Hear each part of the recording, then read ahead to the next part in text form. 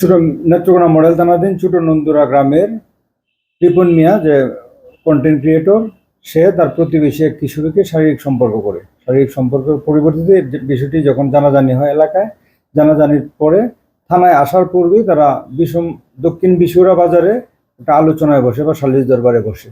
সালিশ দরবারে একটা সিদ্ধান্ত হয়, সিদ্ধান্ত যখন বাস্তবায়িত হয় না, তারপরে বিষয়টা এলাকায় সামাজিক যোগাযোগ মাধ্যমে ব্যাপক প্রচার হয়। এই প্রচারের প্রেক্ষিতে আমি তৎকালীন সময়ে 4/8/2026 তারিখে আমি আমার অফিসার ফোর্স সহ ইন্সপেক্টর তদন্ত সহ সবাই অভিযান পরিচালনা করি। কিন্তু আগের রাতেই যে ঘটনা ঘটাইছে মনির রিপন মিয়া, সে পলাতক হয়। তথাপি আমরা একাধিক স্থানে অভিযান পরিচালনা করি তাকে গ্রেপ্তারের জন্য, এবং ভিকটিমের বাবা এবং ভিকটিমের মা এবং ভিকটিমকে আমরা মামলা দেওয়ার জন্য আমরা নিজেরা তাকে উদ্যোগী হয়ে থানায় নিয়ে আসি। আসার পরে ভিকটিমের বাবা বাদী হয়ে থানায় একটা লিখিত অভিযোগ দায়ের করে।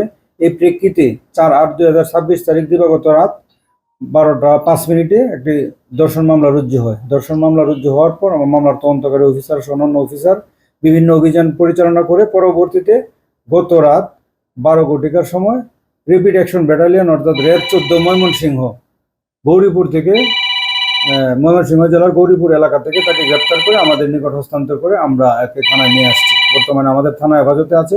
আইনগত সকল কার্যক্রম শেষে আগামীকাল বিজ্ঞ আদালতে সোপর্দ করা হবে। আচ্ছা, এখানে একটা প্রশ্ন, সেটা হচ্ছে এই মেয়ের কিশোরীর বাবা মাও নাকি একটু পলাতকের মতো ছিল, প্রথমে গা ঢাকা ছিল। এই ঘটনা সত্য। আমরা যখন প্রথম যাই, প্রথম ভিকটিমকে এবং ভিকটিমের মা বাবা কাউকেই পাই নাই। ভিকটিমের মা বাবা অন্য জায়গায় ছিল, বাবা বন্ধে কাজ করতে গেছিল, আর ভিকটিমকে তার খালাতো বোনের বাড়ি হিরণপুর, পূর্বদলা থানাধীন হিরণপুর পাঠিয়ে দেয়। তারা মামলা করতে খুব একটা আগ্রহ ছিল না, যেহেতু এলাকায় তারা বসছিল এই জন্য।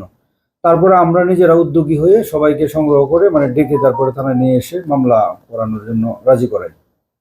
টাকা তো কাউকে দেয় নাই? না, টাকা দেয় নাই। টাকা শুধু সাব্যস্ত হয়েছিল যে 5 লক্ষ টাকা দিবে, এরকম। টাকা দেয় না।